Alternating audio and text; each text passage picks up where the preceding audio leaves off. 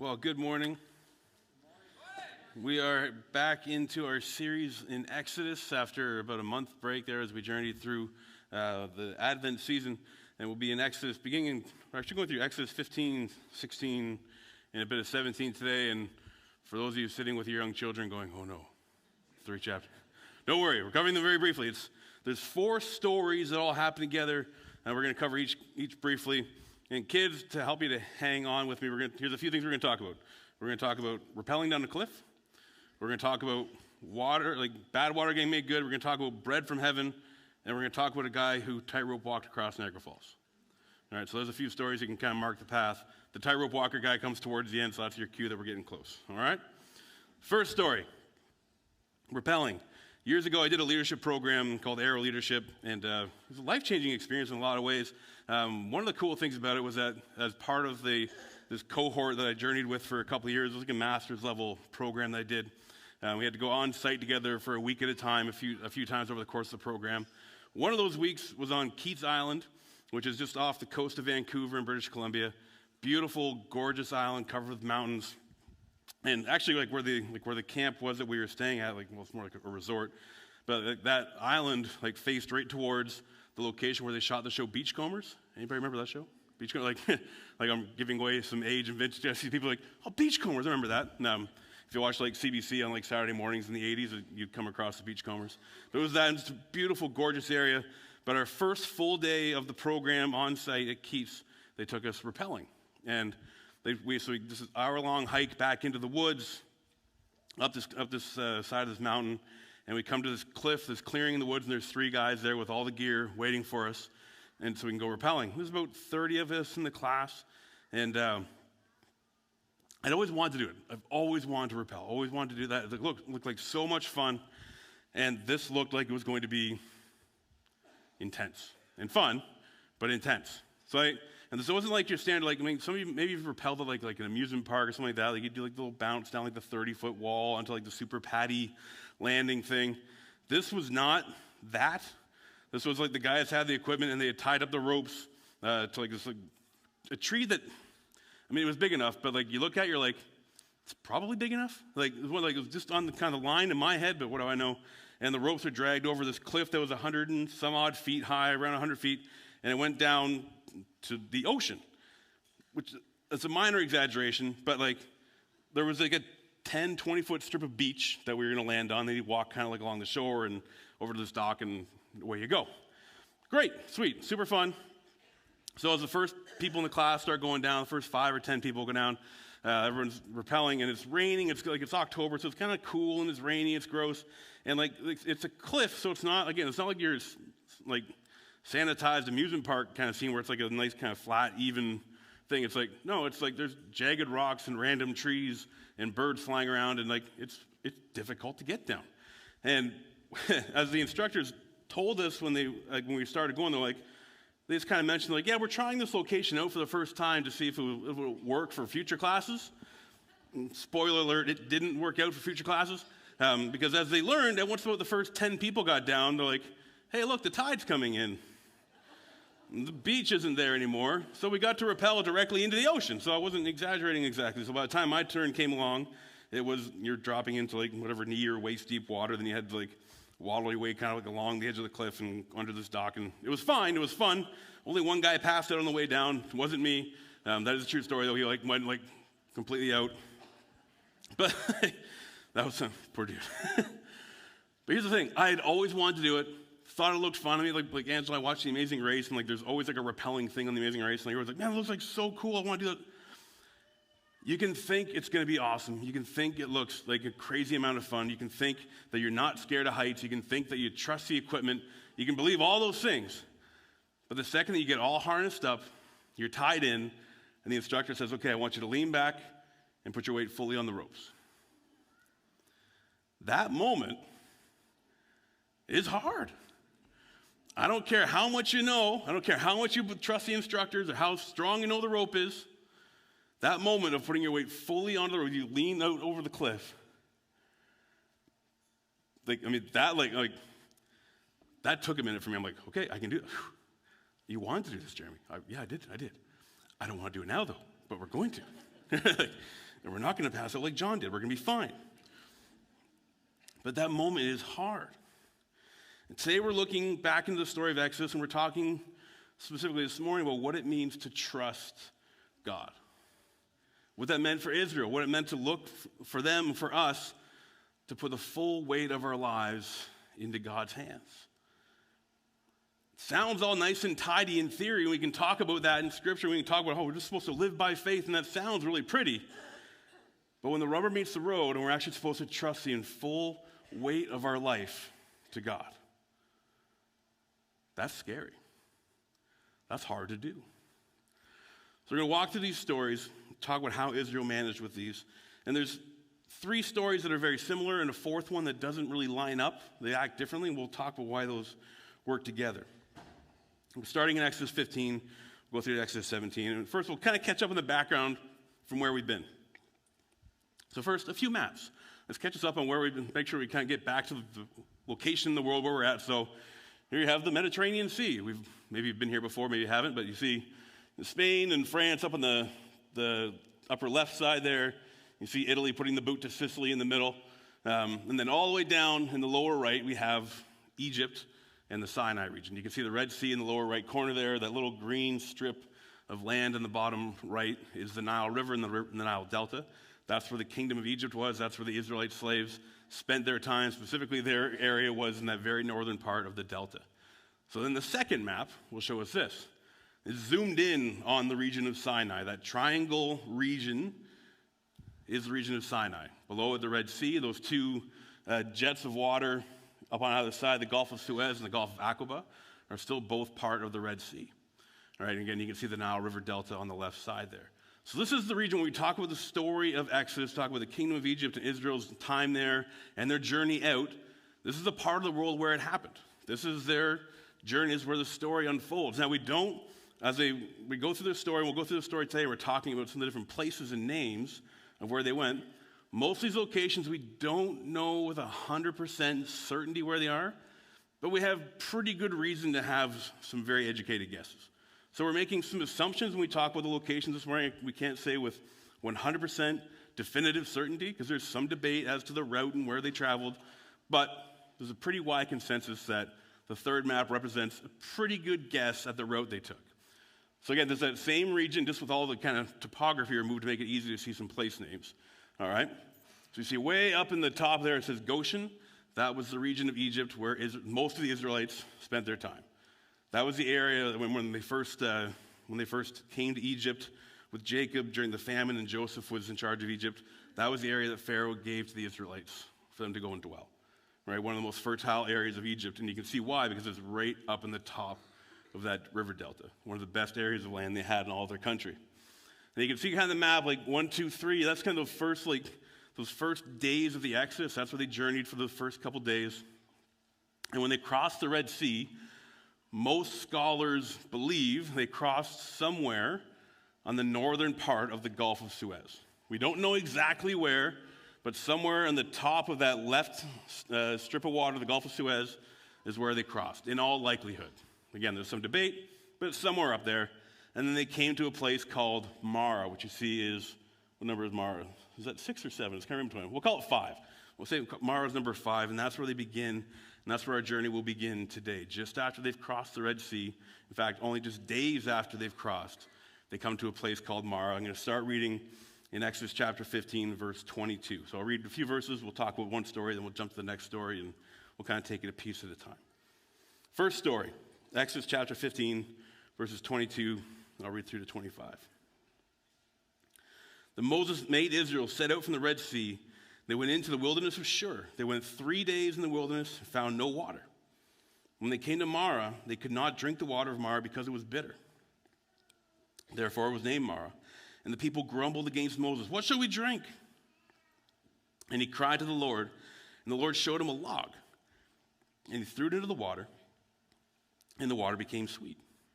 It's a weird, short little story. So they, just a few days removed from crossing the Red Sea, they journey into the wilderness, and the supplies of water are running out.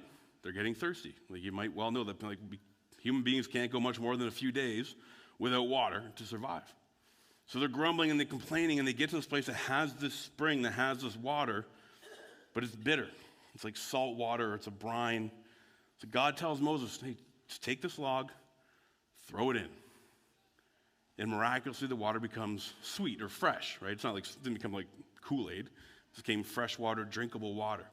It's widely believed, widely assumed that this place that they call Mara is a place that still to this day is called the Wadi of Mara, where there's still water there, and it's still a bitter, undrinkable brine that the shepherds won't even let their flocks drink from. And the people complain. They get there, they see that the water is undrinkable, and they complain and they cry out to God. And they cried to Moses, say, Moses, why have you led us here? What are we going to drink? What are we going to do? How are we going to survive? So Moses turns to God and says, God, what should I do with these people? And God gives them a solution. God provides a way. He says, just take the log, throw it in there, the water will be good. And it was, and they drank, and they were satisfied. And there's an interesting end on this part of the story where God then says back to Moses and Moses to the people, if you will diligently listen to the voice of the Lord your God and do that which is right in his eyes and give ear to his commandments and keep all his statutes, I will put none of the diseases on you that I put on the Egyptians, for I am the Lord your healer. If I could summarize it, essentially God's saying to them, look, if you follow me, I'm going to take care of you. Where I lead you, I will provide for you. What we see here is Israel is still clearly learning how to trust God. Now, if you remember where we've been through the story so far, you might say, really? They're still trying to figure it out? Like they had just crossed the Red Sea on dry ground before that, right? They had spent most of the previous year watching God rain down these plagues on the nation of Egypt over and over again and preserving them throughout all of it.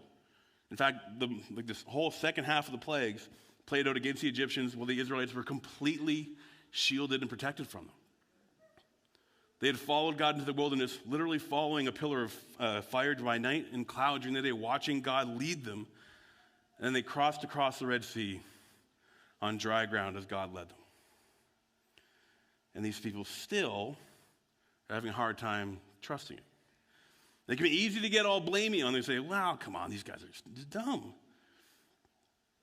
Kinda, because they're humans and we're all dumb. We're called sheep in the scriptures a lot, not as a compliment. But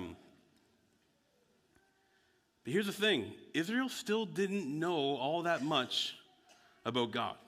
It's easier, I think, for us to look at these stories, knowing how the whole thing plays out. Knowing how God's with them through the whole Old Testament, knowing how God brings Jesus Christ down, knowing how all the prophecies come. They didn't have any of that information. All they had at this point was what God had promised to Abraham centuries before, and then the knowledge that after that promise that God left them to rot in slavery for 4 centuries. And then now God has destroyed this other nation and brought them out. They likely still didn't know, well, what if he just turns on us next? They didn't really know a whole lot about this guy. They didn't know a whole lot about him. They were trying to figure out what it looked like to follow him. So let's cut them some slack. They're trying to sort this out. So God makes it clear to them in this verse. He says, look, what happened to Egypt is not going to happen to you. Follow me, follow what I tell you to do. That will never be your story. And then after that, in verse 27 and 15, it says this. Then they came to Elim, where there were 12 springs of water and 70 palm trees, and they encamped there by the water. God gave them rest at this place for a while, this place called Elim. You can throw the slide up there, what that looked like. This isn't Elim, but this is what something of what it would have looked like, this oasis wadi in the desert. It would have been a place similar to this that they came to and were able to rest. And that's the first story. This bitter water made sweet, the people learning to trust God. Second story. We're in Exodus chapter 16. We're going to start in verse 1. I'll read the first few verses. It's a long chapter, but I'll also read a few verses. They set out from Elim, from this place, or a place very similar to that. And all the congregation of the people of Israel came to the wilderness of Sin, which is between Elim and Sinai, on the 15th day of the second month after they had departed from the land of Egypt. And the whole congregation of the people of Israel grumbled against Moses and Aaron in the wilderness. And the people of Israel said to them, would that we had died by the hand of the Lord in the land of Egypt, when we sat by the meat pots and ate bread to the full. For you have brought us out into this wilderness to kill the whole assembly with hunger. So let's go back to the map for a second. So they had come down from the Sea of Reeds, Lake Tamar, from Mara, and now they've made their way down to Elim. That was where they rested, and then now they've passed into this area around number 7, the desert of sin, the wilderness of sin. And as they're out in that wilderness, as they're traveling through there, they've been in the wilderness, it's been a month-ish since they left Egypt. Whatever supplies they had brought with them, like they left with all kinds of supplies, whatever food supplies they had brought, were running out. The people were hungry. And just like they did when they were at Marah, when the water ran out, they turned against Moses and they turned against Aaron. They said, you guys just brought us out here to kill us. And they started looking back longingly to the days in Egypt. Like, man, remember the good old days back in Egypt when we were slaves? When we could just eat all the food we wanted and had to work 7 days a week. And remember we sat by the meat pots and ate to the full, and then the guys would whip us and we had to get back to work. They started looking back to the slavery time as if it was the good old days. Like, oh man, we weren't hungry back then. It was so good. Why'd you bring us out here to die? And the story kind of repeats what we saw in the first story. Moses now turns to God. In Exodus 16, verses 11 and 12. So Moses cries out to God, says, what am I supposed to do? And then God says this, I have heard the grumbling of the people of Israel. Say to them, at twilight you shall eat meat, and in the morning you'll be filled with bread. Then you shall know that I am the Lord your God. And here's the story that began to play out for Israel.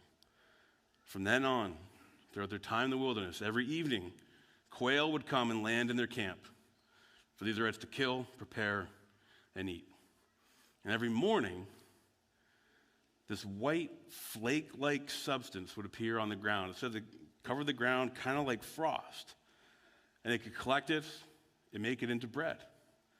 They called it manna, which is similar to the Hebrew for, what is it? Because they didn't really know what it was. But they could make it into food, and they could cook it, and they could keep it and eat it. God gave them a specific instruction around this stuff, though. In verse 26, he says this, 6 days you shall gather it, but on the 7th day, which is a Sabbath, there will be none. The Israelites were commanded, look, every day, every morning, you can go and gather the stuff up, gather enough for you to eat that day. Any you try to keep for the next day, it's going to spoil, it's going to go rotten, it'll be filled with worms. And a few of them found that out the hard way. They tried to gather up more than they needed to try and store it up, and it went rotten. But then God gave them this promise. On the 6th day, gather up twice as much as you need, and it will last you through the next day, through the Sabbath. It will not spoil. It will not go rotten. A miracle and a promise. Exodus 16:35. The people of Israel ate the manna for 40 years until they came to a habitable land. They ate the manna until they came to the border of the land of Canaan. Wherever they journeyed, wherever they wandered, wherever they went, and however long they stayed there throughout their entire time in the wilderness, every morning, without fail, the manna was there. Every morning, they could go and gather it again. And on every 6th day of the week, they could gather twice as much, knowing that it would be there for them for the Sabbath. That miracle played out week after week, day after day for them. Throughout 40 years, bread from heaven and quail from heaven for the people. So our second story. The third one, water from a rock this time. So they've moved on, and they're heading out from the wilderness of sin. They're heading towards a place called Rephidim. We're in Exodus chapter 17. Let me read from verse 1. It says this, all the congregation of the people of Israel moved on from the wilderness of sin by stages, according to the commandment of the Lord, and camped at Rephidim. But there was no water for the people to drink. Therefore the people quarreled with Moses and said, give us water to drink. And Moses said to them, why do you quarrel with me? Why do you test the Lord? But the people thirsted there for water, and the people grumbled against Moses and said, why did you bring us up out of Egypt to kill us and our children and our livestock with thirst? So Moses cried out to the Lord, what shall I do with this people? They're almost ready to stone me. Let's go back to the map again so we can see where they moved on from. So now they've come from Marah to Elim through the desert of sin, and now they're in this place called Rephidim. And there's no water. And the people cry out to God, and they're complaining. But here's what happens again. God calls to Moses. God says to Moses, look, take your staff, strike it against this rock, and it'll be water there. And that's exactly what he did. He struck his staff against the water, against the rock. It produced water, and they were given fresh water from the rock for days and days and days. The place is called Massah because of the people quarreling with God. They cried out to Moses, not just to a point of being like, man, why don't you give us some water? They're like, give us water or we kill you. That's what he says to God. He's like, God, they're about to stone me to death. What should I do? Figure this one out for me. So we see the pattern playing out again. And we see this pattern play out through all three stories, don't we? We see a pattern emerge. The first thing that happens each time, God leads them somewhere. Right? It's to Marah, it's to Elim, it's to the wilderness, it's to Rephidim. Second thing, they encounter an issue. No water, no food, no water again. They grumble and they complain. So the second they hit the issue, they go, Moses, we hate you. You clearly let us out here to die. You're mean. Why would you do that? Moses turns to God. The people hate me again. What am I supposed to do about that? And then God gives a solution. Throw the stick into the water, it becomes sweet. I'm going to send you bread from heaven. Or strike your staff against this rock and watch fresh water pour out. What's the commonality there? Each of those places they went by God's command. They went where God had led them, God had told them to be, and each of those places God provided everything they needed.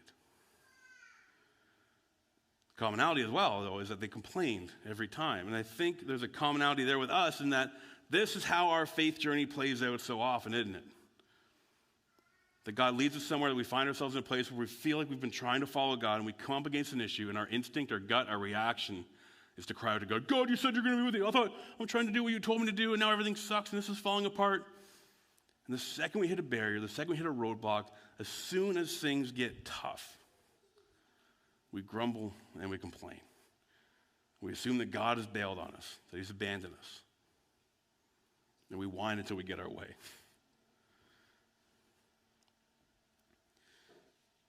Charles Blondin. Let's talk about this guy. He's a tightrope walker. Charles Blondin, you might know him from a historically famous guy from the 1800s. Charles Blondin was a French tightrope walker. He moved over to the United States. He crossed over the Niagara Falls Gorge over 300 times in his career. Crazy. Doing it once is nuts. Every time he crossed, no safety rope, no net. He was of the firm belief that the second that a safety option is there, he felt like he was more likely to get hurt and die. So he didn't want the safety options. His first attempt ever at crossing over the gorge was on June 30th, 1859. About 25,000 people gathered on both sides of the border to watch him cross. He started on the American side of the gorge, made his way across to the Canadian side, took a 20-minute break, then made his way back. Simple as that. But then he promised the crowd, he's like, I'll be back. I'm going to do it again. And in the days and the weeks that followed, he made more crossings, sometimes multiple times per day. And he kept on upping the difficulty level. He did some somersaults on the rope. He'd do twirls. He'd spin. He'd walk backwards. He'd sit down in the middle of the rope. At one point, he sat in the middle of the rope, and the Maid of the Mist was below him. He lowered a rope down, grabbed a bottle of wine, pulled it all the way back up to him, had a drink, got back up, kept on going. More stuff that he did. He flipped. He somersaulted. He put a sack over his head, walked across blindfolded. He shackled himself, hands and feet together. One of his most famous ones, he carried on his back a stove and utensils, went to the middle of the rope, sat down, cooked himself an omelet, ate it, and then kept going. He was just showing off. Clearly the guy was talented. Clearly he was a little bit nuts. One day, finally, after weeks of doing this, he comes back out on the day, and the crowds gather again. As the story goes, it says to the audience, do you believe that I could carry somebody across this gorge with me? Yes, of course you could. Yeah. Awesome. Who would like to come? Crickets. I mean, rightfully so. Just because the guy can carry an omelet doesn't mean he can carry me. No one speaks up. I mean, it's one thing to believe in your head. It's one thing to say, yeah, of course he can do it. It's a whole other thing to put your life at risk for it, isn't it? It's one thing for us to say that we believe in God and say that we believe and we have faith that we can trust him. It's a whole other thing to live into that when you have no other option. It's a whole other thing to put everything on the line. when the bank account's empty, when the relationships are falling apart, when life is at the brink. It's one thing to say that we have faith. It's a whole other thing to lean back and let God hold the weight of our life. Few of us are actually willing to do that and to live that way. So we get stuck. We hit a barrier, we hit a roadblock in our path. And no matter how faithful God has been in the past, no matter how he may have come through for us before, no matter what he has done for us in our life to that point, some mental block hits. And I'm not speaking about you, I'm speaking about me. Some block hits my mind, and I assume, I figure, I know in my head, he's not going to come through this time. I'm on my own. Every time. It's not how it should be, but it's how it is. Faith is difficult. No matter how clearly we want to follow and walk in faith, we get stuck in our pain and our fear and our laziness and our apathy. And what happens is our faith becomes weak like a muscle in a cast. It atrophies. It loses strength, and we stop to walk with God at all. Learning to trust is difficult. And just because we've done it and we've tried in the past doesn't mean it's going to work out this way. But it doesn't have to be this way. It doesn't have to be that what our walk with God looks like. It doesn't always have to be about this grumbling and this complaining at every turn when we're trying to follow God. There's a fourth story, a last story we'll look at this morning, where Israel goes into a battle, their first battle in the wilderness with this nation called Amalek. It starts in chapter 17, verses 8. We read this. Then Amalek came and fought with Israel at Rephidim. So Moses said to Joshua, choose for us men and go out and fight with Amalek. Tomorrow I will stand on the top of the hill with the staff of God in my hand. So Joshua did as Moses told him. And he fought with Amalek. And while Moses, Aaron, and Hur went up to the top of the hill, whenever Moses held up his hand, Israel prevailed. But whenever he lowered his hand, Amalek prevailed. But Moses' hands grew weary, so they took a stone and they put it under him, and he sat down while Aaron and Hur held up his hands, one on each side, and the other on the other side, so his hands were steady until the going down of the sun. And Joshua overwhelmed Amalek and his people with the sword. This might be a story, maybe you're familiar with this one. It's a classic Sunday school story, right, where Aaron and Hur are holding Moses' hands up, and as long as his hands are in the air, Israel's prevailing in the battle. Eventually they win the day. How is this story connected to these other three stories? What's the commonality? It's in the same series, in the same journey. In fact, when this battle hits, when Amalek attacks, it's still at that place called Rephidim. So you wonder why does this story play out a little bit differently? Because do you notice what's different? They're at a place where God has led them. They're still at Rephidim where God had taken them. The problem comes up. An enemy nation is closing in to attack. What's missing? The grumbling and the complaining. It's absent. What happens instead? Moses says, Joshua, get the army, go and fight them. Aaron, Hur, come with me. We're going to the top of the hill. We're going to worship. And we're going to trust God for the day. And they do that. And lo and behold, the God who led them there provided for them there. Who'd have thought?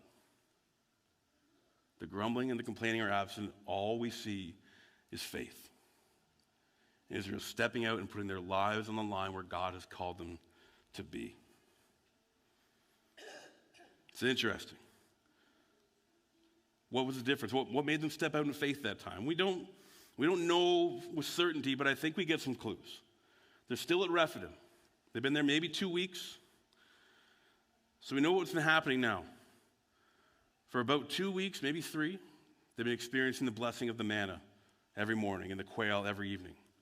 2, maybe 3 times they've experienced the Sabbath blessing, where they've trusted God and not gathered on the Sabbath, but gathered twice as much as they needed on the 6th day and watched that be preserved for them on the Sabbath. They've been at this place, Rephidim, for however long now, a couple of weeks, watching the water flow from the rock that Moses had struck with the staff of God. Day after day, they've been living in dependence on God, watching his miracles flow for them, watching his blessings and his faithfulness provide for them. I think that was enough to spur them on this time. I think that those visuals were enough for them to say, we can trust him. We can go. Now, here's what we need to be careful of here. this doesn't make Israel the hero of the story. Right? As a matter of fact, as you'll see as we keep going through Exodus, they're going to make a whole lot more mistakes. They're going to keep on getting it wrong over and over again. The point isn't that Israel's a hero, that, hey, they finally figured it out, and we can figure it out too. Take 2 pills of faith, and everything will be fine. It'd be nice if that were the way it was. The hero of the story, in every story, is God. The point of the story, what we learn, what we can take away from this, yes, like, can we learn to act in faith and walk in faith better? I hope so. I'm certainly trying for that myself. But the point, the learning is here is this, that God is and will be and always will be faithful. He will do what he has promised. Where he leads you, he will provide you. If he has taken you to that place, he will give you everything you need, everything you require. You can trust him. You can trust him. A favorite verse of mine in 1 Thessalonians 5, verse 24, it says this: he who calls you is faithful. He will surely do it. Hear that. He who calls you is faithful, and he will surely do it. Not he who calls you is faithful, and he will give you the power to do it, and he will give you the strength. No, he will surely do it. It rests in him. It always does. We're wrapping up, kids. We're getting to the end. Let's talk about Charles Blondin one more time before we finish up. So we're back to the gorge. We're back on the edge, and Blondin has put that request out there. Hey, you think I can carry somebody? Who wants to come? Crickets. Nothing. So one guy comes out of the audience. Who's the guy? Harry Colcord, Blondin's tour manager. Here's a picture of them on the ropes. He climbed on his back, and we have a quote here from what Blondin said to Harry. It says this: "Look up, Harry. You are no longer Colcord, you are Blondin. Until I clear this place, be a part of me, mind, body, and soul. If I sway, sway with me. Do not attempt to do any balancing yourself. If you do, we'll both go to our death." Oh, okay, good. And what's interesting, as they made their way across, some of the guide wires that were holding the rope in place started to break and snap. They made it across safely. It was fine. Why, of everyone, would his manager be the one to get on his back?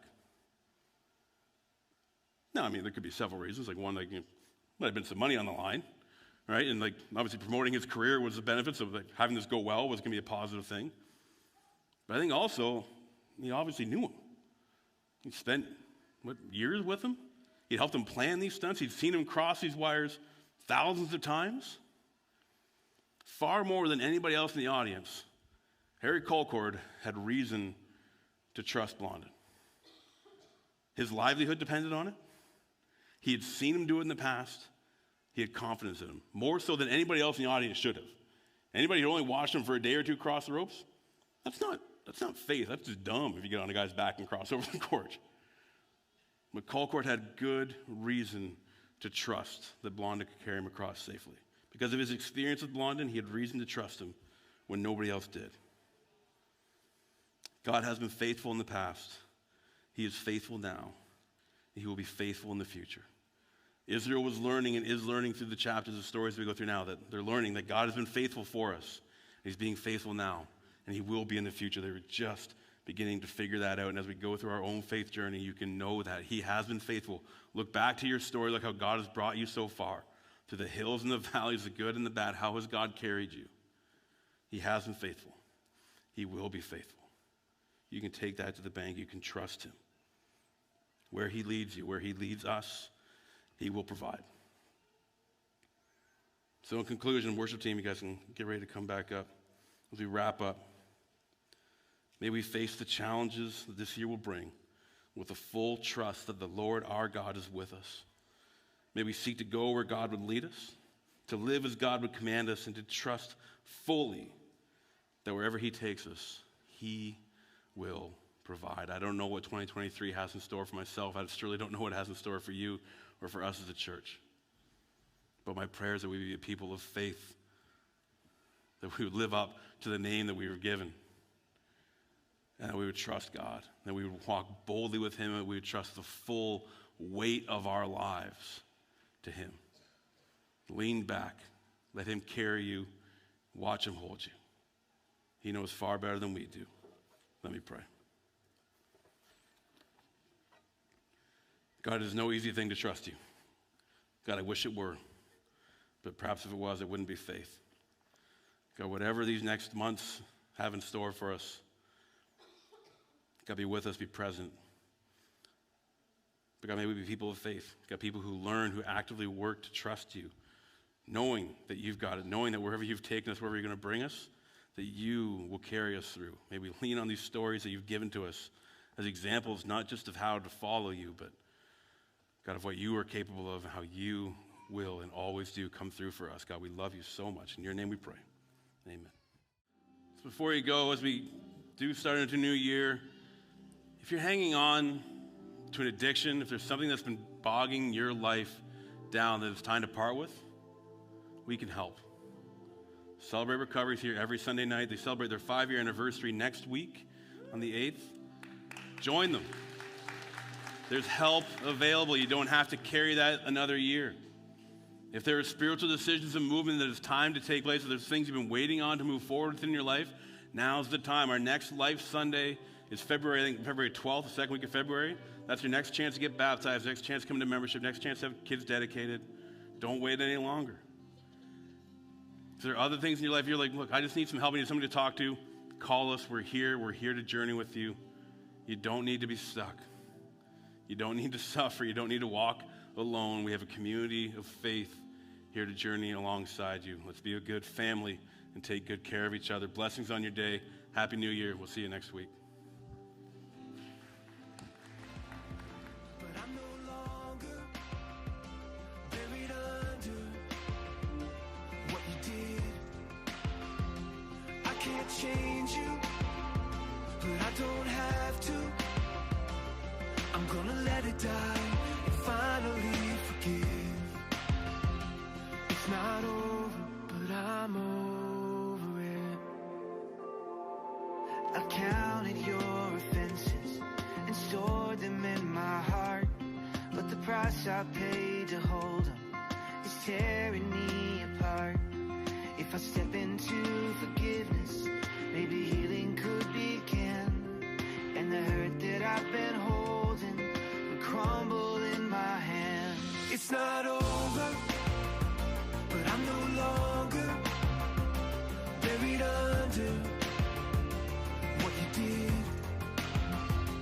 I can't change you, but I don't have to. I'm gonna let it die and finally forgive. It's not over, but I'm over it. I'm over it.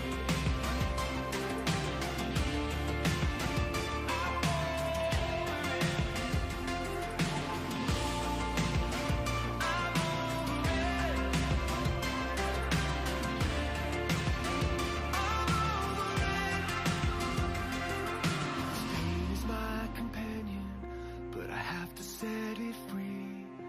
I've tried so hard to punish you, but I just punish me. It's not over, but I'm no longer buried under what you did. I can't change you, but I don't have to. I'm gonna let it die and finally forgive. It's not over, but I'm over it. It's not over, but I'm over